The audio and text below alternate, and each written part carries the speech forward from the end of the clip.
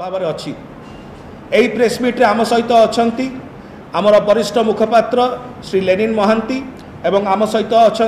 मुखपात्र श्रीमती सुलोता देव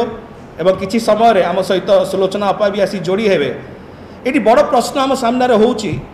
जे अनेक प्रसंग रही जोटा ओडिशार जनसाधारण को आंदोलित करुच्ची सीओंकर कार्यकलाप को लेकिरी एवं की प्रकार भाव में भारतीय जनता पार्टी चापरे से कार्य करुँच। ओडिशार जनसाधारण के सामने आज 11टी के प्रसंग आम रखापी चाहबू। यही 11टी प्रसंग किसी नुआ नुह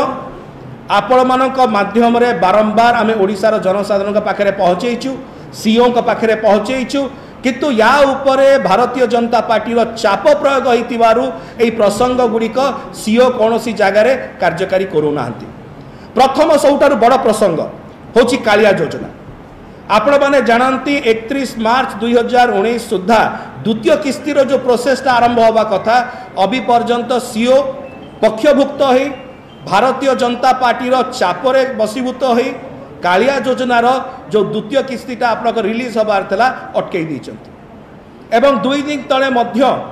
भारतीय जनता पार्टी जड़े प्रवक्ता कहू कहू सत कहीगले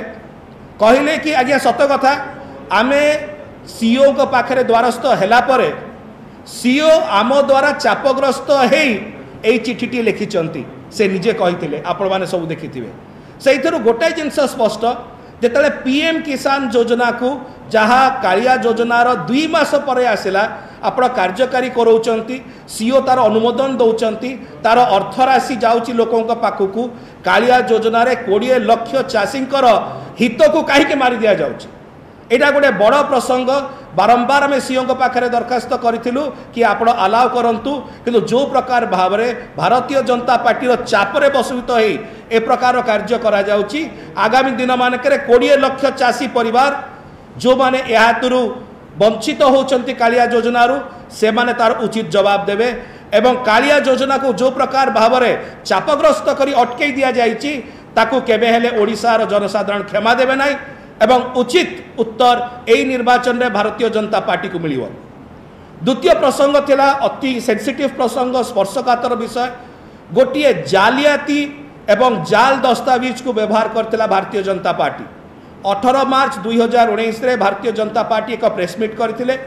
एवं से प्रेसमिट रे देखैथिले कि प्रकार भाव में गोटे जाली दस्तावेज गोटे इंटेलिजेंस रिपोर्ट बोली से मैंने कही गुइंदा विभाग रिपोर्ट बोली कही परवर्ती समय जना पड़ा संपूर्ण जाली संपूर्ण फेक संपूर्ण फैब्रिकेटेड। या उपरे बारंबार आपण मैंने देखुए विजु जनता दल सीओ द्वारस्थ होची बारंबार कहूँ कि आज्ञा या कार्यानुष्ठान ग्रहण करूँ। आज पर्यंत आपण मैंने देखिले कि गोटे मध्य कार्यानुष्ठान होती भारतीय जनता पार्टी से नेता मानक उपरे जो मैंने प्रकार कार्य करते आप निजे चिंता करूँ कौन न्याय नहीं आजिकाली गोटे अबाध एवं गणतांत्रिक निर्वाचन आ विजु जनता दल ओडिशार जनसाधारण आशा करें ना जदि यह हूँ न्याय कि एक जाल दस्तावेज को व्यवहार करी भारतीय जनता पार्टी नेता माने मुह टाण करी कहिबे आमे कहलु तो कौन हो गला तांको कहीं प्रश्न भी करेंगे ना तांको भी कहीं चैलेंज करेंगे ना एवं सीओ एते चापग्रस्त होचंती भारतीय जनता पार्टी द्वारा कि सी मुह खोलु ना। तृतीय प्रसंग आमे बारंबार कही आसचु पेट्रोल पंप गुड़ी को एवं गैस एजेंसी गुड़ी को केंद्र मंत्री श्री धर्मेंद्र प्रधान ताको राजनैतिक अभिसंधि रखी व्यवहार करेंगे। यहाँ आम आज बोली कहूना बीजेपुर उपनिर्वाचन को आम मन पकड़ चाहूँ 2018 कि प्रकार भाव में लक्ष लक्ष टंका धरा पड़ा बीजेपुर रे पेट्रोल पंप मालिक मान पाखु आज पर्यंत आप कौन कार्य हबार देखुं कि सीओ माध्यम विषय नहीं।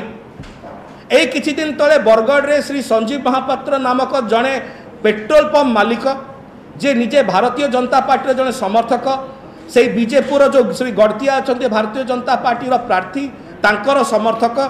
तांको पाखरु 2 लाख टका धरा पड़ा आप शुणिले कि किसी कार्यानुष्ठान सीओ कले कले नहीं। भारतीय जनता पार्टी चाप कौन एते बेसी कि खुल्लम खुल्ला भारतीय जनता पार्टी नेता माने बुढ़ा बिड़ा टंका धरी बुलुचंती आज ओडिशा रे एवं से धरा पड़ा पर मध्य भारतीय जनता पार्टी चापरे सीओ कौन कार्यानुष्ठान ग्रहण करना या अत्यंत दुर्भाग्यजनक अत्यंत निंदनीय। मु अनुरोध करी लेनिन भाई को सी आगे नेबे। बंधुगण खाली जे जाल दस्तावेज से काम सरुना